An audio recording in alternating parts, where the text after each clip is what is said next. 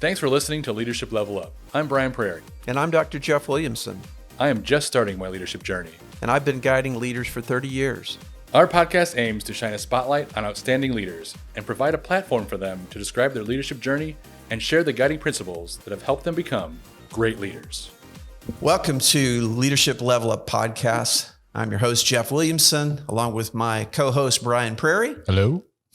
Good to have you all with us today. We've really been looking forward to this conversation today with our guest. Evelyn Magley is with us, and we'll tell you a little bit more about her, but just want to welcome you, first of all, and thank you for coming on and being with us.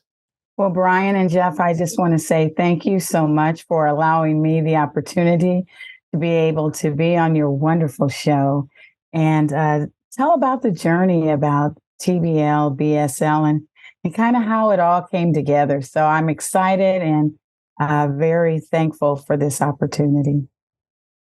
Awesome. Thanks for being here. Evelyn Magley made history as the first African-American woman to ever own a male professional sports league in the United States. Evelyn is a former director of community engagement at the Brampton A's of the National Basketball League of Canada. As a liaison, she scaled the forward-facing programming of the NBL, professional basketball teams, and nonprofit organizations within the community at large. A music educator and music therapist, she has a passion for positively impacting the lives of young people. As a graduate from the University of Kansas, she co-founded Children with Purpose, an inner-city ministry focused on mentoring children through the gospel, academic services, hot meals, and music. A $3.7 million fine arts building was constructed to house and educate students in a music program that grew to an 89% participation rate under her tutelage in Bradenton, Florida. Evelyn, we could go on with the many great things, but again, we're so happy to have you with us and to continue this conversation that we can share with you today. Well, thank you so much. I'm excited to get started. Now, with me being an Indiana kid, born and raised, basketball is huge. Basketball is sometimes referred to as, the local religion in Indiana even, and y'all live there. So you get that. Your husband is from Indiana, so you get that. So we're super excited to talk to you about the basketball league as well as your role as a CEO and the leadership of that and engaging, I think you said 49 teams in the league now. Amazing. Yes, 49 teams. Amazing. Yeah. That is awesome. Thank you. So congratulations on your accomplishments with that. But beyond that, I'm just glad to talk to somebody that is from Indiana that loves basketball at least as much as I do, probably even more. What does leadership look like to you? What is your style? What's the Evelyn style of leadership when you approach your duties and the franchises and your work today? Leadership has always meant for me leading by example. When I taught at Bradenton Christian School, I never asked my students to do anything that I wouldn't do myself. And I go forward with the league with the same philosophy that if I want these teams to do and work a certain way, then I have to set the example. And from there, through my leadership, hopefully we'll all be on the same page and at least they can see what my expectations are through what it is that I do. And I think we project that as leaders, not just in what we say, right? As you touched on, but how we interact with them, how we make them feel. So one of the questions I was thinking about with 49 franchises across the U.S., that's 49 local owners. That's 49 communities. What have been some of the ways that you're able to connect with them and lead them from a corporate league perspective and them being there in the local communities? Well, some of the things that we do is we have an onboarding process that we have with each team. When they join TBL family, they are welcomed in, and we want to make certain, I guess my teacher background, I want to make certain that they understand the protocol, the philosophies, and understand the mission and the vision of what we're doing with TBL. So we have an onboarding process that consists of a dashboard that has all kind of information, as you can imagine, that we take them through and get them on board to see exactly what the expectations are. You know, in the United States, having a pro basketball team, when you think about it, you have what 32 teams in the NBA that have they call them team owners. So, how many people in the United States have ever been a team, what we call team market owner of a team? And where would they have the experience in order to know how to run that? And so there is a period of time where we have to go through and explain and teach them the process so that it can become turnkey in implementing what they would need to do in order to be a team market owner. And notice we do say team market owners because they don't own the players, they own the market. And that's one of the onboarding process. This is not slavery. They don't own these players. And our philosophy and how we view the players gives them integrity. It gives the team market owners integrity and hopefully a foundation that helps them to be able to work together for the betterment of the community and for those players. I love that perspective. And I think, and I've been following along on social and seeing what y'all are doing in the league for 2-3 years. And so I've really noticed how much emphasis you put on engaging the communities, but then having the local leaders engage their community in ways that are not happening in a lot of different settings. So tell us more about that, please.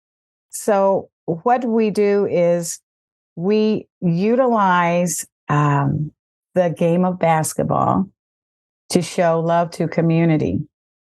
And in doing so, we become a community asset. These platforms that the teams have are used for the community to be involved in. It's not just about players being on the court and running up and down the court after the ball and dunking, but it's really about building something that now the community can take ownership of, that they can utilize that platform for individuals that love to dance, to be dancers, for individuals that want to coach, they can coach. You have individuals that want to be statisticians and do it on a professional level that invites the community to be able to come in and be involved. And that's something that is needed and that we have to have in order for that team to make it in that community. It's a different model. It's not just about going out and, we're just out to make money. We're out to change lives and give people opportunities that possibly have never had that opportunity before. And so that's part of what we do as TBL family. Yeah, that's fantastic. I was thinking about, how earlier I was thinking like, well, how do you create that culture across 49 teams? And you just described it, is that I think there's emotional ownership, if I could say it that way, that those communities have embraced that their TBL team and it's our team. These are our guys. These are our coaches. And as I've watched the clips from games and the playoffs and kudos from community members, that's been so fun to see that they're embracing this different model that you've brought to so many places through the game of basketball. Well, I will tell you that we, Jeff, in our playoff series and in our finals, I had so many people from the community that came out and said, number one, the vision of TBL, it's a God-given vision, and I don't apologize for that. It may not be politically correct, but so be it. It is the truth. It is a God-given vision that is using this game of basketball to show love to community. And so I had individuals that came up during the finals and said, this is what we're doing is we're trying to make memories for our family. One lady said, I brought my 3 grandchildren to the game, and I want them to be able to remember me bringing them to a game and us yelling our heads off and screaming and having fun while we ate popcorn and did the dance cam. And they were able to do it and still be able to afford to come because it's very affordable. So these are things that our teams do in engaging the community, is setting forth that atmosphere that when people come in, they feel excitement. They feel the memories. They smell the popcorn. They hear the music. And they'll remember spending that time with their parents and grandparents, cousins and family and friends. I love that emphasis on community and experiences and families. I know Brian and we live here in the Kankakee area in Illinois, and both of us are very excited about, when we see renewal and momentum and optimism and new things coming to our community. And you're using the platform of basketball to do that. And so, anybody that's sharing love and community and building it up. I know Brian is like, yeah, that's my space, man. Right? Well, and we need this. Yeah. Let's face it. I mean, when I grew up, I know you see the gray, but when I grew up, we knew our neighbors. There was Miss Murray and Mr. Smith and you're beyond that street light down there. You better turn around and come back. Your mama doesn't want you down there. It was a sense of community where we took care of one another. And nowadays, everyone's rushing around so much that most people don't even know who their next door neighbor is. And, if you want to be able to have a place, it used to be, I know, the barbershop. Or the beauty parlor is what my mom called it. But a place where the community can come in and, I see people walking into the games and they're waving at each other. Hey, is so-and-so coming out? See you? Is so-and-so coming to the game tonight? And that's really exciting to know that you're joining in together and you're just having fun. And without any pretense, very relaxed atmosphere that allows you to get together and have fun. That has to be such a joy to you. We can see it's a joy to you, but the whole TBL team to think this platform does so much more than just schedule basketball games and officials and that kind of thing. Right. Our players are very involved, and we want our young men to know that we see them, that they're more than just an athlete, and that they can use their stardom for something more than just self-glorification or just to have a lot of girls or whatever, that they can actually be ambassadors within those communities and positively impact the lives of not only the young people, but also older people in the community. We have, for example, in Lebanon, Indiana, where Lebanon is? Yes, ma'am, I do. We have the Lebanon Leprechauns. Those players would go out once a week to some of the geriatric homes, independent living, and go in and just visit people. Just go in and spend time. And they have shuttle buses that would come to the games and bring the individuals. And they're just so excited because they're like, I know him, I know him. And sometimes people are disconnected. Maybe they don't have family. Maybe they're isolated. And they can use their skills as an individual, as an ambassador, to go in and positively impact those lives of people that may be just lonely and want to connect with someone either outside of their family or just they don't have anyone to connect with. So those are fun things that some of the players do. And those are things with depth too, right? I mean, like you were talking about people coming in the game and seeing a friend and pointing, hey, man.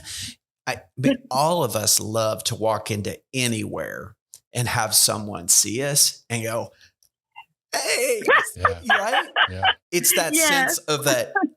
Like you said, I see you, you matter. I see. Right. When I love the fact that, and the word that Evelyn chose is ambassadors. Like she's using, and this is something that didn't really dawn on me in my very young leadership journey, is leadership is top down, and that you're passing on that leadership, and you're doing that on such a grand scale with the basketball league. And to me, that gets me hyped up. I'm like, oh my gosh, that's so cool. And the players don't even realize that, they're getting that tutelage, and that, just that, that special kind of bond with a quality leader. And then being able to take that, to, like you said, to the community, to their communities. I think that's so cool. Well, I tell you, it not only builds up the youth and the people within that community, but it also builds the players up, that they can see that they make a difference, not only on the court, right, but off of the court, because one day they're going to have to hang your shoes up and they won't be playing on the court. And understanding and connecting with that community and using it as an opportunity to be that ambassador off of the court is more important than just being on the court. Mm-hmm. Mm-hmm. I mean, you can look at it a couple of different ways. You can look at it as though, if I'm on the court, because of youth and how they look at, basketball, football, soccer, they're really looking at them as being, somewhat mentors. But then when they come off of the court, they go to the classrooms. We have in Medora, we have players that are actually substitute teachers in that community. I love that. And so the students see, our players have degrees. With some have masters, and we have a few that have their doctorates. They're not just playing basketball because it's nothing else to do. They're doing it because they love it. But how about the fact that not only do I love basketball, but my other skills? We've got coders. We have people that are engineers. We have individuals that are entrepreneurs that have their own businesses that make clothing, etc. But they're using that stardom now to open up other doors that of opportunity that they are involved in. And it's not always just basketball. I love that. And I think too, the beauty of that in and of itself it's wonderful and beautiful. But then the beauty of that you pointed out is when they no longer play competitively anymore, they're no longer professionally playing, they still can be ambassadors. They can still be mentors and volunteers in their community. And maybe because of their experience with the basketball league, they know how to do that wherever they land, wherever they live, when they have some gray hair too, that they can still contribute and still see people and lift others up. And that's such a great thing. Exactly. And that's why we have financial literacy classes. Yeah, I wanted to talk about that. Oh, cool. That was right on cue, man. It's like you read my mind. But you're a mom, so, moms can do that. Yeah, so, the financial literacy, did you know that 75% of all Americans are at some level financially illiterate?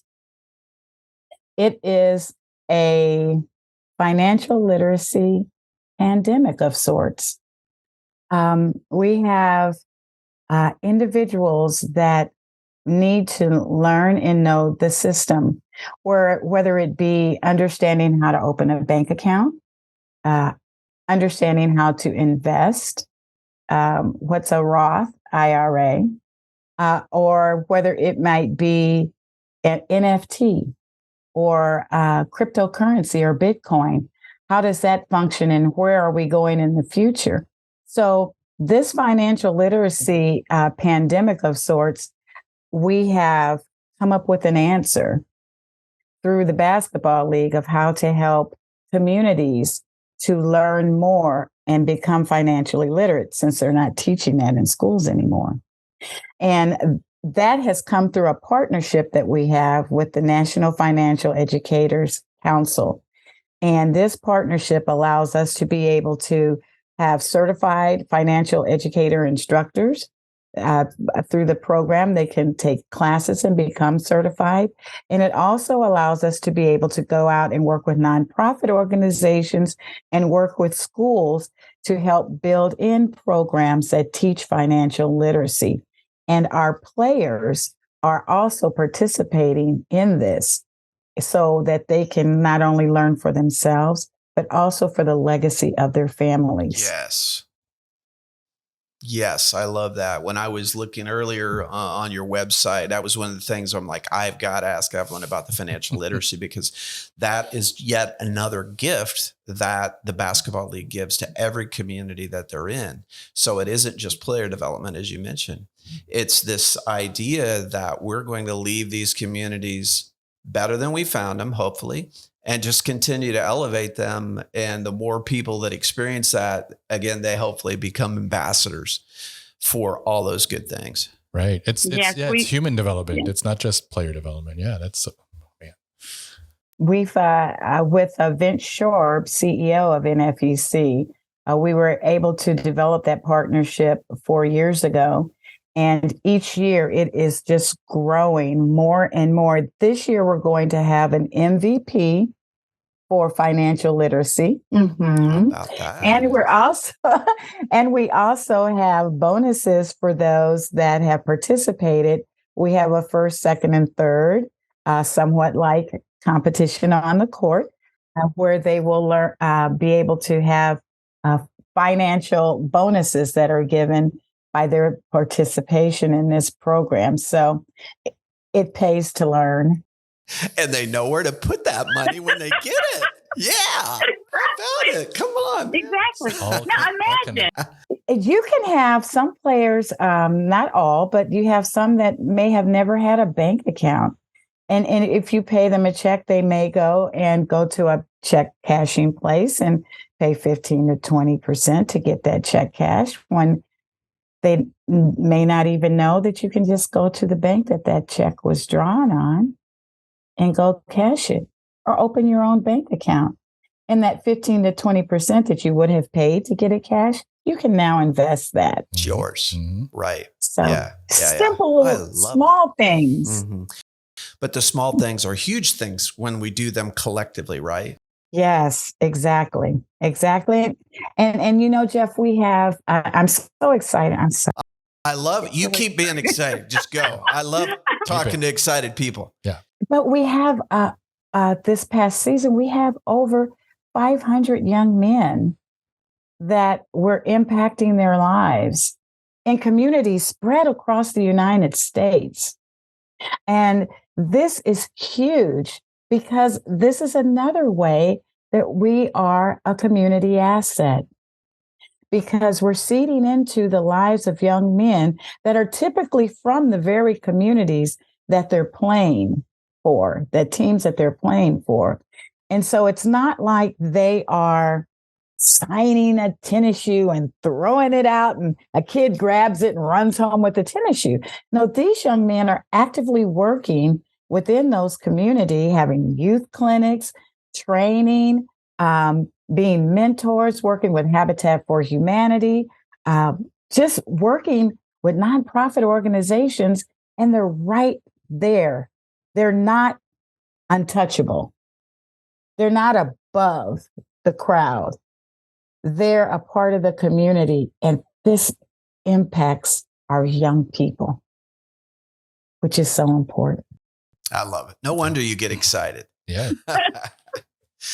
Well, some takeaways for me, and I think our listeners, are how much you invest in the players of the TBL, how much your team invests in the communities, and then the basketball is the platform, and they get to be ambassadors. They get to be mentors right where they live and maybe came from.